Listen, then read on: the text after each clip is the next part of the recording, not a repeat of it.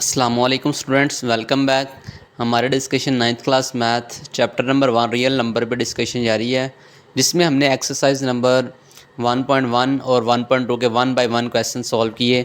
आज इंशाल्लाह exercise number 1.3 के पहले 5 क्वेश्चन सॉल्व करेंगे।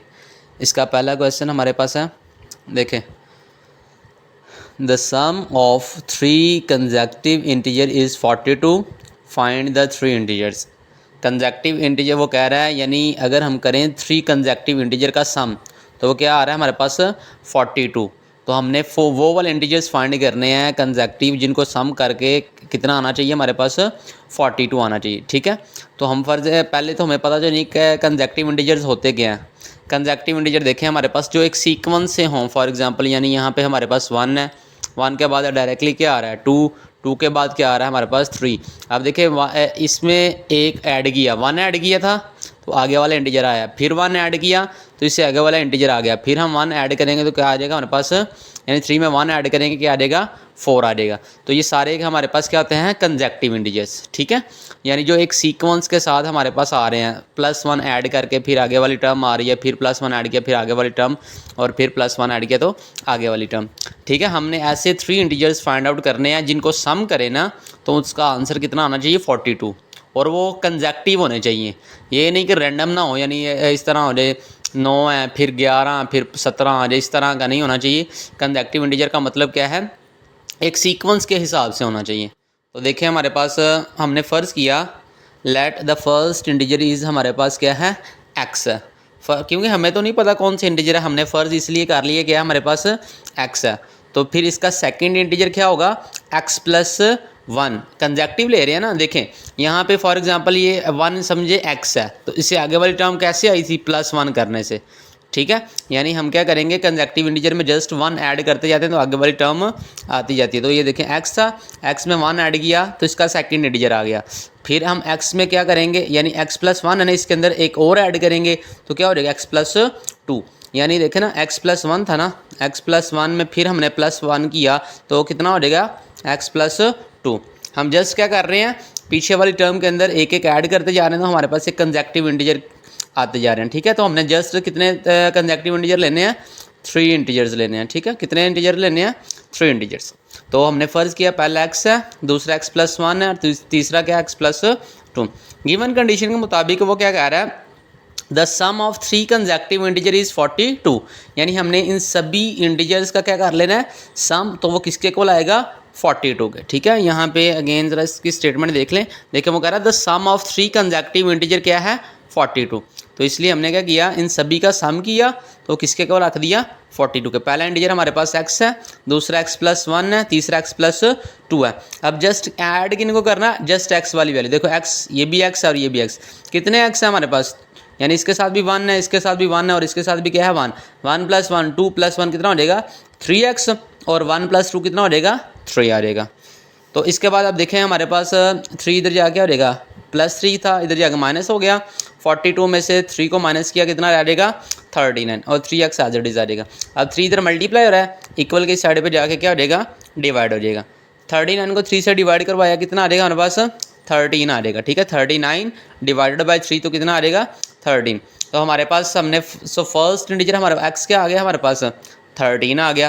तो सेकंड इंटीजर कैसे फाइंड करेंगे, सेकंड इंटीजर हमारे पास क्या था x+1, तो x की जगह क्या पुट कर देंगे हम 13। देखिए x की जगह 13 पुट किया, फिर प्लस और फिर 1, तो 13 + 1 कितना होता है 14। इसके बाद थर्ड इंटीजर कैसे फाइंड करेंगे x+2, x मीन हमारे पास क्या है 13 में हम 2 ऐड करेंगे तो क्या आ जाएगा हमारे पास 15। तो देखें क्या ये कंसेक्यूटिव नहीं, देखें 13 के बाद क्या आ रहा है 14 के बाद क्या आ रहा है 15। अगर आप इन सभी का सम करोगे तो इसका आंसर भी क्या आएगा 42 ही आएगा, चाहे करके देख लें। ठीक है, तो इन सभी को ऐड करो 13 फिर 14 और फिर 15, सभी का प्लस करोगे तो आंसर क्या आएगा 42। इसके बाद इसका सेकंड पार्ट हमारे पास है,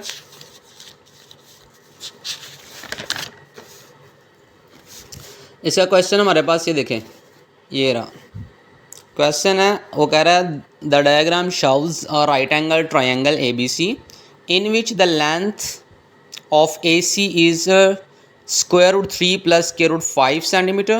The area of triangle ABC is 1 + √15 centimeter square.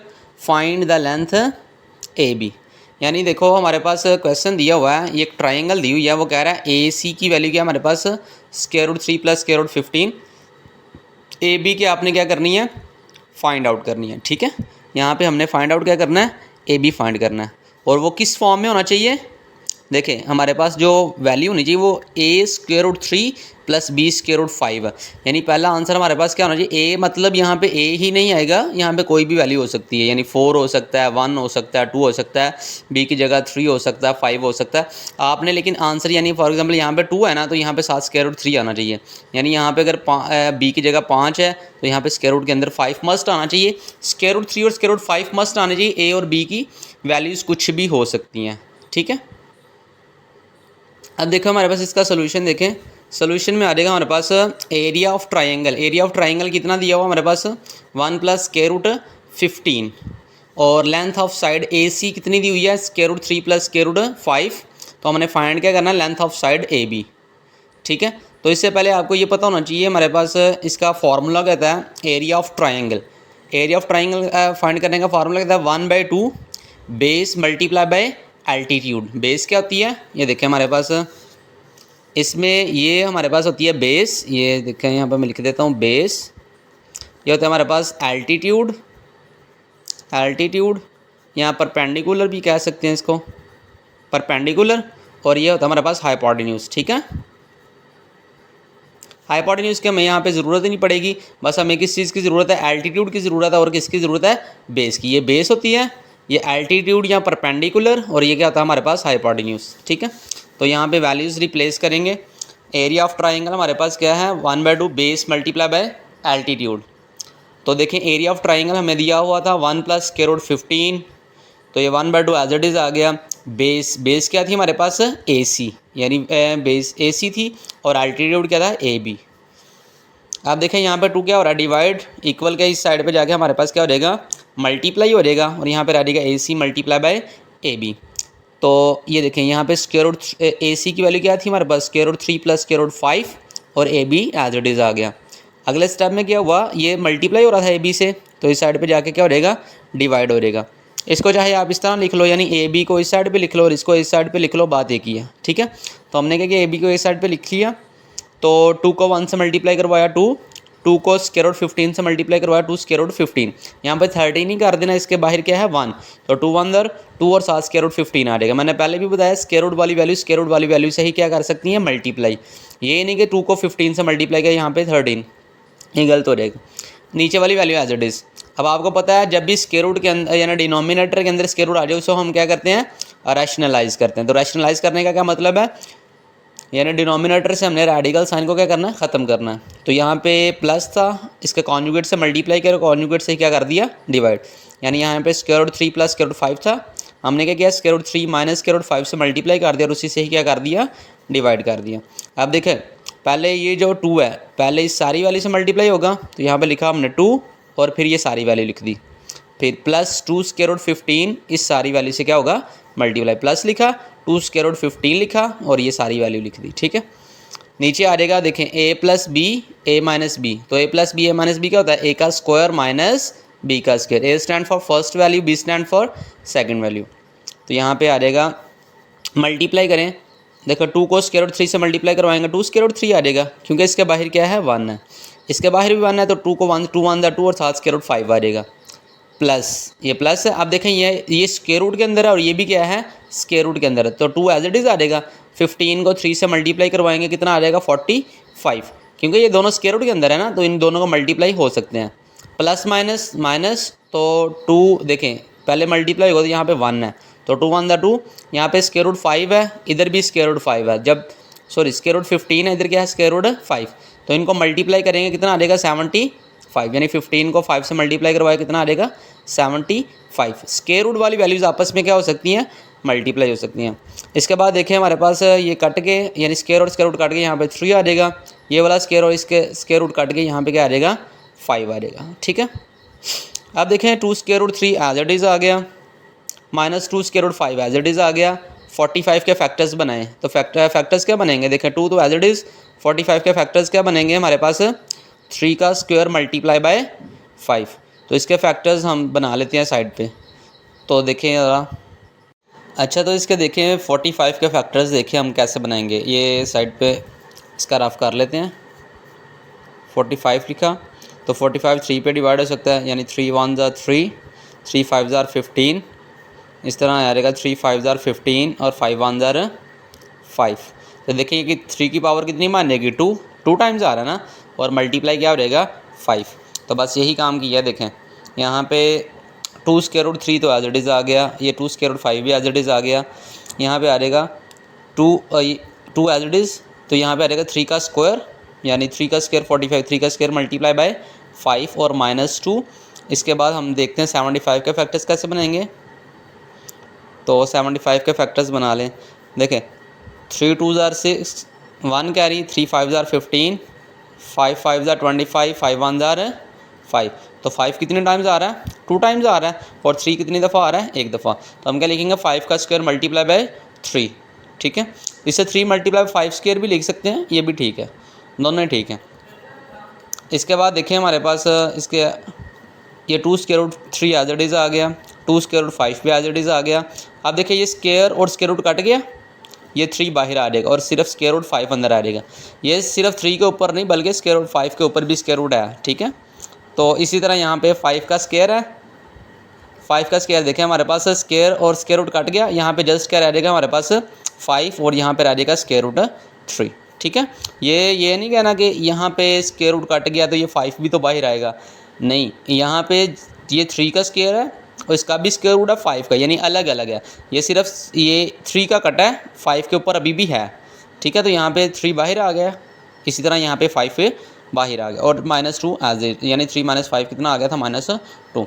इससे आगे वाला पार्ट हमारे पास है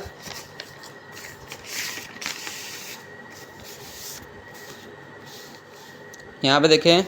इसके बाद 2 स्क्वायर रूट 3 ऐसे ही आ गया, 2 स्क्वायर रूट 5 भी एज इट इज़ आ गया। 2 3 ज़ार कितना हो जाएगा 6 और 7 स्क्वायर रूट 5 आ जाएगा। इसी तरह ये देखें 2 5 ज़ार कितना हो जाएगा 10 और 7 आ जाएगा स्क्वायर रूट 3। अब हमने देखना है दोनों में सेम कौन कौन सा, यानी स्क्वायर रूट 5 वाले इकट्ठे करने हैं और स्क्वायर रूट 3 वाले इकट्ठे। देखें यहाँ पे हमारे पास एक ये स्क्वायर रूट 3 वाला है, ये 2 स्क्वायर रूट 3 वाले हैं, और स्क्वायर रूट 5 वाला ये दोनों है। ठीक है, एरो वगैरह आपने नहीं लगाना, बस समझाने के लिए इधर। तो यहाँ पे देखिए इसके बाहर क्या है हमारे पास 2, इसके बाहर क्या है हमारे पास -10। तो 2 - 10 कितना होता है हमारे पास -8, यानी 10 में से 2 माइनस करेंगे 8 आ जाएगा, और यहाँ पे 10 बढ़ाएगा 2, तो 10 बढ़ा तो इसके साथ माइनस है, तो इधर क्या आ जाएगा माइनस। इस तरह देखें इसके बाहर 6 है, इसके बाहर क्या है 2, लेकिन दोनों सेम है ना स्क्वायर रूट 5 स्क्वायर रूट 5, तो इकट्ठे ये वाला करना है। ये नहीं कि 2 स्क्वायर रूट 3 और 2 स्क्वायर रूट 5 को ऐड कर रहे हो या माइनस कर रहे हो, वो गलत है। जो दोनों सेम होंगे उन्हीं को प्लस करना है या उन्हीं को माइनस करना है। ठीक है, तो ये 6 - 2 कितना आ जाएगा 4, और 7 आ जाएगा स्क्वायर रूट 5, तो नीचे आ जाएगा हमारे पास -2। इसके बाद देखें हमारे पास ये -2 इसके नीचे भी है और 4 के नीचे भी है, तो हमने क्या किया इसको सेपरेट कर दिया, 4 के नीचे भी -2 लिख दिया और 8 के नीचे भी। तो देखें माइनस माइनस क्या हो जाएगा कट जाएगा, 2 1 ज़ार 2, 2 4 ज़ार 8, क्या रहेगा 4 स्क्वायर रूट 3, माइनस प्लस क्या हो जाएगा -2 1 ज़ार 2, 2 2 ज़ार 4, तो 2 स्क्वायर रूट 5। तो ये आंसर है इसका। ठीक है, अब देखें हमारे पास इसकी बारी है क्वेश्चन नंबर 3। क्वेश्चन नंबर 3 हमारे पास क्या है, ओके इसकी ज़रा स्टेटमेंट देख लें क्वेश्चन नंबर 3 की ज़रा। ये देखिए हमारे पास क्वेश्चन नंबर 3 की स्टेटमेंट है,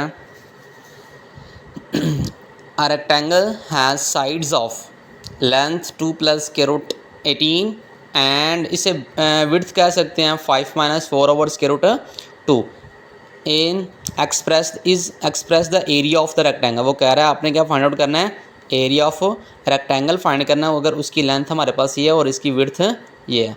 आप जिसको लेंथ कह सकते हैं, इसको अगर आपने लेंथ कहना है इसको कह दो, इसको विड्थ कहना है इसको कह दो, इसमें कोई प्रॉब्लम नहीं, क्योंकि मल्टीप्लाई करने से आंसर सेम ही होगा। ठीक है, तो यहाँ पे हमने फाइंड, वो कह रहा है in the form of a + b square root 2, यानी हमारे पास a बगैर स्क्वायर रूट 2 के वैल्यू आएगी और b के साथ हमारे पास क्या आएगा स्क्वायर रूट 2। ये जब आंसर आएगा तब सही क्लैरिटी आ जाएगी। तो हमने फाइंड क्या करना है, where a and b are integers. वो कह रहा है a और b यहाँ पे इंटीजर्स हैं, यहाँ पे a और b वेरिएबल्स नहीं, यानी यहाँ पे a b नहीं है, असल में यहाँ पे ये कोई ना कोई इंटीजर क्या होता है हमारे पास 1 2 3 कोई भी वैल्यूज़ हो सकती हैं यहाँ पे। ठीक है, तो इसका सोल्यूशन हम देखते हैं। देखें इसका हमारे पास क्वेश्चन नंबर 3 का सोल्यूशन है। हमें दी गई है, गिवन क्या दिया गया है, लेंथ ऑफ रेक्टेंगल दी गई है 2 + √18 और विड्थ ऑफ रेक्टेंगल क्या दी हुई है 5 - 4/√2। अगरचे ये डायरेक्टली उन्होंने मेंशन ही किया ये विड्थ है, तो आप जिससे मर्ज़ी लेंथ कह सकते हैं, जिससे मर्ज़ी विड्थ कह सकते हैं, प्रॉब्लम नहीं है, ठीक है। आंसर दोनों में से सेम ही आएगा। तो अब देखिए एरिया ऑफ रेक्टेंगल क्या होता है। पहले तो रेक्टेंगल की शेप को आपको ज़रा माइंड में रखना। रेक्टेंगल हमारे पास क्या होता है, जिसमें दो साइड्स आपस में क्या होती हैं, इक्वल होती हैं। यानी इसके ये दोनों आमने सामने वाली इक्वल होती हैं और ये दोनों आमने सामने वाली क्या होती हैं, इक्वल, ठीक है। तो ये रेक्टेंगल की शेप है, बनाने की वैसे ज़रूरत नहीं है, ठीक है, वैसे बस माइंड में रखना आपने। तो एरिया ऑफ रेक्टेंगल क्या होता है हमारे पास, लेंथ मल्टीप्लाई बाय विड्थ। तो हमने लेंथ की वैल्यू पुट की और विड्थ की वैल्यू पुट की। देखें पहले 2 इस सारी वैल्यू से मल्टीप्लाई होगा, तो यहाँ पे लिखा 2, ये सारी वैल्यू लिख दी। फिर √18 इस सारी वैल्यू से क्या होगा, मल्टीप्लाई होगा, तो यहाँ पे √18 लिखा, तो 5 - 4/√2 लिख दिया। आप देखें बारी बारी मल्टीप्लाई करवाएं। 2 को 5 से मल्टीप्लाई करवाया 10, 2 को 4 से मल्टीप्लाई करवाया कितना आ जाएगा 18। इस तरह देखें ये स्क्वायर रूट के अंदर नहीं, तो इसका मतलब ये 5 18 के बाहर क्या है हमारे पास असल में स्क्वायर रूट 18 1 है ना, तो 5 अंदर 5 और 7 स्क्वायर रूट 18 आ जाएगा। माइनस इसके पहले अब स्क्वायर रूट 18 किससे मल्टीप्लाई होगा 4 से, ठीक है। तो ये जब इससे मल्टीप्लाई होगा कितना आ जाएगा 4 और 7 क्या आ जाएगा स्क्वायर रूट 18 ही आ जाएगा, और इसके नीचे स्क्वायर रूट 2 आ जाएगा। अब देखिए इसके आगे वाला प्रोसेस, यहाँ पे हमारे पास स्क्वायर रूट 2 क्या आ जाएगा इसका एलसीएम। यानी देखें ना इसके नीचे भी स्क्वायर रूट 2 है और इसके नीचे भी क्या है स्क्वायर रूट 2। इन दोनों के नीचे क्या है 1 1, जिसके नीचे कुछ नहीं था उसके नीचे क्या होता है 1। तो हम क्या करेंगे एलसीएम लेने का तरीकाकार क्या होता है, जिसके नीचे 1 होता है हम क्या करते हैं डायरेक्टली मल्टीप्लाई कर देते हैं। स्क्वायर रूट 2 को डायरेक्टली किससे मल्टीप्लाई करवा देंगे 10 से, तो यहाँ 10 स्क्वायर रूट 2 आ जाएगा। ये स्क्वायर जिसके नीचे होगा वो क्या हो जाएगा कट जाएगा, यानी स्क्वायर रूट 2 कट के जस्ट इधर क्या आ जाएगा -8। अब देखें यहाँ पे इसके नीचे भी क्या है 1 है, तो ये भी स्क्वायर रूट 2 किससे मल्टीप्लाई हो जाएगा स्क्वायर रूट यानी 5 स्क्वायर रूट 18 से। तो यहाँ पे स्क्वायर रूट के अंदर ये 2 है, इस स्क्वायर रूट के अंदर 18 है, ये मल्टीप्लाई हो सकती है, तो मल्टीप्लाई करें। 2 को 18 से मल्टीप्लाई का कितना आ जाएगा 36, लेकिन स्क्वायर रूट के अंदर आएगा। इसी तरह देखें इसके साथ इसके नीचे स्क्वायर रूट 2 था, इसके नीचे भी स्क्वायर रूट 2 था, वो क्या हो जाएंगे कट जाएंगे और ये वैल्यू एज इट इज़ आ जाएगी। सही है, ये अगेन एक दफ़ा देख लें, जिसके नीचे हमारे पास स्क्वायर रूट 2 होगा वो एज इट इज़ ही आएगी। यानी स्क्वायर रूट 2 2 दफ़ा था, हमने जस्ट क्या किया एक दफ़ा, जिसके नीचे 1 होगा उसको हम क्या कर देंगे डायरेक्टली मल्टीप्लाई, यानी 10 स्क्वायर रूट 2 आ जाएगा। ये कट गए, यहाँ पे 8, यानी इसके नीचे भी 1 था, तो इसलिए हमने भी क्या स्क्वायर रूट 2 को 18 से मल्टीप्लाई करवाया 36 आ गया। इसके नीचे हमारे पास स्क्वायर रूट 2 था, तो ये कट गए स्क्वायर रूट 2 से यहाँ पे एज इट इज़ आ जाएगी। सही है, इसके बाद देखें 10 स्क्वायर रूट 2 हमारे पास एज इट इज़ आ जाएगा, -8 आ जाएगा, +5 36 का स्क्वायर रूट लिया कितना आ जाएगा हमारे पास 6 - 4, यानी यहाँ पे 36 का स्क्वायर रूट लिया तो कितना आ जाएगा, ये देखें ये 36 था ना, 36 का स्क्वायर रूट लिया कितना आ जाएगा हमारे पास 6 आ जाएगा। इस तरह 18 है, 18 की जगह हम लिख सकते हैं ना यहाँ पे फैक्टर्स बना के देखें, 2 9 * 18, 3 3 * 9 और 3 1 * 3। तो देखें क्या बन रहा है 3 की पावर 2 बन रहा है और साथ क्या बन रहा है 2। आपने जहन में रखना अब यार 10 square root 2 as it is आएगा, 8 भी एज इट इज़ आएगा, 5 भी एज इट इज़, लेकिन 36 का क्या ले लेंगे स्क्वायर रूट, और 18 की जगह क्या लिख देंगे 3 का स्क्वायर मल्टीप्लाई बाय 2। तो ये देखें वही वैल्यूज़ लिखी हुई हैं, स्क्वायर रूट 2 नीचे as it is, 10 square root 2 as it is आ गया, -8 भी, 5 6 * 30, यानी 5 को 6 से मल्टीप्लाई करा 30 आ गया। अब देखें ये स्क्वायर और स्क्वायर रूट बाहर यानी कट गए और यहाँ 3 बाहर आ जाएगा और स्क्वायर रूट 2 आ जाएगा। इसके बाद देखें हमारे पास 10 स्क्वायर रूट 2 भी एज इट इज़ आ गया, 30 में से 8 माइनस किया कितना आ जाएगा हमारे पास 22, और 4 3 * 12 और साथ आ जाएगा स्क्वायर रूट 2, नीचे आ जाएगा हमारे पास स्क्वायर रूट 2। अब देखें हमारे पास ये भी याद रखना है, यानी ये दोनों सेम थे ना इसलिए ऐड हुए हैं, इन दोनों के साथ स्क्वायर रूट 2 नहीं था, तो इसलिए ये इनको इसमें ऐड नहीं कर देना, वो गलत हो जाएगा। यानी ये नहीं 10 और 8 10 में से 8 माइनस किया 2 स्क्वायर रूट 2, तो वो गलत हो जाएगा। दोनों सेम होंगे उन्हीं को ऐड करना है। अब देखिए 10 square root 2 as it is, 30 में से 8 माइनस किया 22, 4 3 * 12 और साथ स्क्वायर रूट 2 आ जाएगा। अब देखिए ये वाली ऐड या प्लस माइनस हो सकती हैं, दोनों के साथ स्क्वायर रूट 2 है ना इधर भी और इधर भी, तो ये प्लस का 10 है, ये माइनस का 12 है, तो 10 - 12 कितना आ जाएगा -2 आ जाएगा। तो यहाँ पे आ जाएगा हमारे पास 22, ये 22 एज इट इज़ आ जाएगा। ठीक है, अब देखिए स्क्वायर रूट 2 दोनों के नीचे है, तो हमने क्या कर दिया, इनको सेपरेट कर दिया। इसको सेपरेट करेंगे, यानी 22 के नीचे भी स्क्वायर रूट 2 लिख देंगे और 2 स्क्वायर रूट 2 के नीचे भी हमारे पास क्या आ जाएगा, स्क्वायर रूट 2 आ जाएगा। ठीक है, अब देखो 22 को इस तरह लिख सकते हैं ना, 11 मल्टीप्लाई बाई 2, 11 मल्टीप्लाई बाई 2 क्या होता है, 22 ही होता है, और ये 2 स्क्वायर रूट 2 और नीचे भी square root 2 as it is आ जाएगा। ठीक है, यहाँ पे देखें स्क्वायर रूट 2 और स्क्वायर रूट 2 कट गए, यहाँ पे जस्ट क्या रह जाएगा, 2 रह जाएगा। अब इसको फर्दर अगर हम सॉल्व करें ना, देखें 2 को हम इस तरह भी तो लिख सकते हैं, square root 2 multiply by square root 2। ये क्यों लिख सकते हैं, देखें 2 का मतलब असल में देखें square root 2 multiply square root 2 क्यों लिख सकते हैं, देखें 2 ये आ जाएगा, square root 2 multiply square root 2 कितना हो जाएगा, स्क्वायर रूट 2 का स्क्वायर हो जाएगा, और 2 ये देखें 2 और यानी स्क्वायर रूट कट गए, ये आ जाएगा दोबारा 2 ही, यानी असल में बस इसकी शेप चेंज की है, मतलब वही है। ठीक है, ताकि हम क्या कर सकें, कटिंग। तो 2 की जगह हम क्या लिख सकते हैं, square root 2 multiply by square root 2, बात एक ही है। तो यहाँ पे देखें ये 2 की जगह आ जाएगा square root 2 multiply by square root 2, और इसके नीचे भी स्क्वायर रूट 2, तो ये वाला स्क्वायर रूट 2 और स्क्वायर रूट 2 कट गए, ये -2 एज इट इज़, तो यहाँ पे आ जाएगा 11 स्क्वायर रूट 2। ठीक है, यहाँ पे 11 आ जाएगा और स्क्वायर रूट 2 -2। ठीक है, ये आ जाएगा हमारे पास एरिया ऑफ रेक्टेंगल। इसके साथ साथ आप चाहें तो लिख लें एरिया ऑफ रेक्टेंगल। ठीक है, इक्वल के इस साइड पे एरिया ऑफ रेक्टेंगल। इसके बाद इसका क्वेश्चन नंबर 4 है, आसान सा है। ये देखिए हमारे पास वो कह रहा है find 2 numbers whose sum is 68 and difference is 22। यानी ऐसे नंबर्स फाइंड करने जब उनको प्लस करें या सम करें तो कितना आए, 68 आए, और जब उनको माइनस करें, डिफरेंस का मतलब क्या है, माइनस करना, जब उनको माइनस करें तो आंसर क्या है, 22। तो हमने फ़र्ज़ किया फर्स्ट इंटीजर हमारे पास क्या है, फर्स्ट नंबर क्या है हमारे पास x है, और सेकंड नंबर क्या है, y। यहाँ पे कंजेक्टिव की बात नहीं है, तो इसलिए हमने इसको दोनों को क्या लिया, डिफरेंट लिया, x ले लिया और y। गिवन कंडीशन क्या है, वो कह रहा है find twos number whose sum is 68, यानी 2 नंबर्स हैं, उनका सम किसके इक्वल है हमारे पास 68, और उनका डिफरेंस किसके इक्वल है, 22, यानी हुज द डिफरेंस इज़ 22। तो इसलिए यहाँ पे लिखा हमने फर्स्ट, यानी first number plus second number, उनका सम किसके इक्वल आ जाएगा 68, और फर्स्ट नंबर में से सेकंड नंबर जब माइनस करेंगे उसका आंसर क्या आ जाएगा, 22। तो हमने ये गिवन कंडीशन के मुताबिक इसकी इक्वेशन बना दी, x + y = 68, x - y = 22। ठीक है, हमने जस्ट क्या किया, इनको ऐड कर दिया, ऐड इक्वेशन 1 और इक्वेशन नंबर 2। तो यहाँ पे इक्वेशन नंबर 1 लिखी, यहाँ पे इक्वेशन नंबर 2 लिखी। तो यहाँ पे देखें 68 और 22 को ऐड करेंगे, प्लस करेंगे तो क्या आ जाएगा हमारे पास, 90 आ जाएगा। ये प्लस का y माइनस का y कट जाएंगे, इसके साथ भी 1 है और इसके साथ भी 1 है, तो 1 + 1 कितना हो जाएगा, 2x आ जाएगा। सही है, अब देखें यहाँ पे 2 क्या हो रहा है, मल्टीप्लाई, इधर जाके क्या हो जाएगा हमारे पास, डिवाइड। तो 90 को 2 से डिवाइड करवाएंगे, कितना आ जाएगा, 45। यानी पहला नंबर हमारे पास क्या आ गया, एक नंबर तो आ गया 45। अब हमारे पास y नहीं है, तो y कैसे फाइंड करेंगे। अब देखो x को चाहे इक्वेशन नंबर 1 में पुट कर दो, चाहे इक्वेशन नंबर 2 में पुट कर दो, आंसर दोनों का सेम ही आएगा। यानी देखें ना, ये 45 है ना, इसको चाहे आप इसमें पुट करो या इक्वेशन नंबर 1 में पुट करो, आंसर दोनों से सेम निकलेगा, चाहे आप पुट करके देख लेना।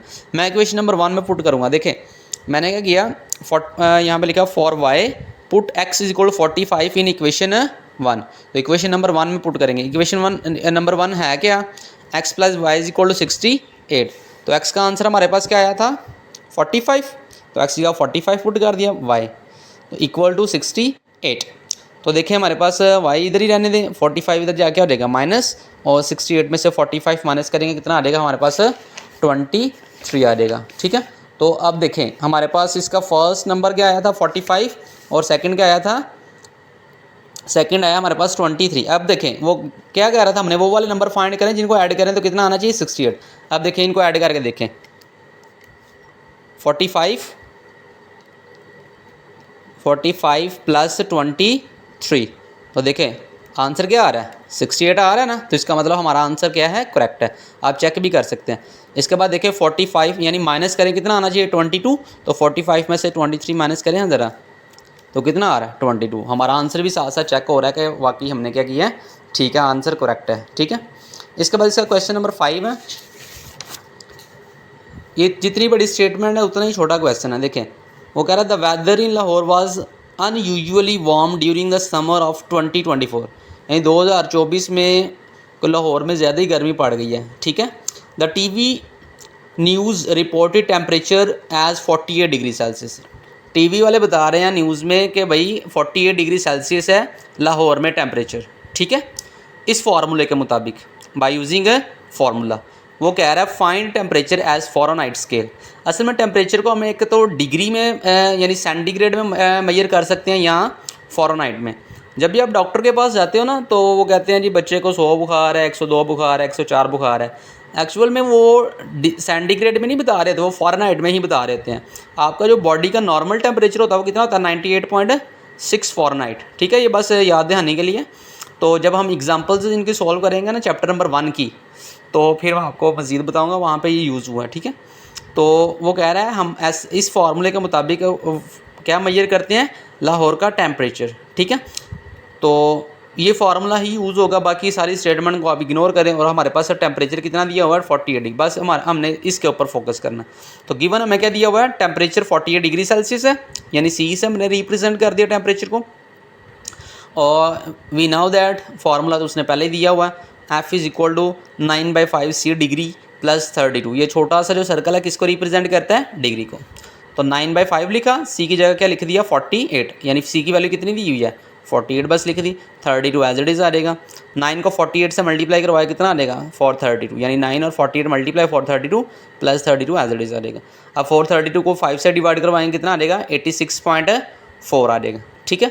86.4 और 32 एज इट इज़, इन दोनों को ऐड किया तो हमारे पास आंसर क्या आ रहा है 118.4 फ़ारेनहाइट, ठीक है। तो ये हमारा क्या है आंसर है। अच्छा बच्चों, आज के लिए इतना ही। अगर आपको 1.3 के कोई भी क्वेश्चन जो समझ ना आया हो या कोई भी क्यूरी हो तो आप कमेंट सेक्शन में पूछ सकते हैं। अगर आपको आज की वीडियो अच्छी लगी तो अपने दोस्तों में शेयर करें। ओके, अल्लाह हाफिज़।